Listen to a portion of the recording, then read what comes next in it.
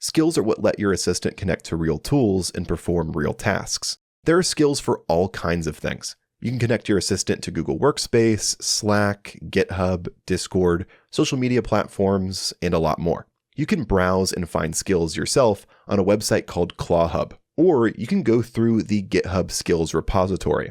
I'll leave links to both of these in the description. Just be careful with skills from third-party sources. Always check what a skill does before you install it, and try to stick with official or well-reviewed ones. However, the easiest way to get started here is by asking your assistant. So let me show you how this works. In Telegram, I'm going to send a message to my assistant. Down here, I'll ask, what skills can I install? And send it. And right here, I get a short list of what skills I can install. For example, here I could get a Google Workspace skill, GitHub, Slack, Brave Search, along with Discord and Notion. One of the best first skills you can install is the Google Workspace or GOG skill. For example, if I want my assistant to be able to read my Gmail and check my Google Calendar, this is a great skill to install first. So here I'll type, let's install the GOG skill.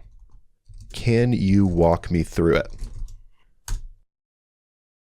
And here it's going to give us the next steps that we need to follow. From here, you'll just follow the setup steps, work with your assistant, and if you run into any problems, just work it out with your assistant directly. Tell it exactly what issue you're facing, and it's going to help you troubleshoot that exact problem. So off camera here, I'm going to go through and install the GOG skill, get everything set up, and then after this, we'll set up a job.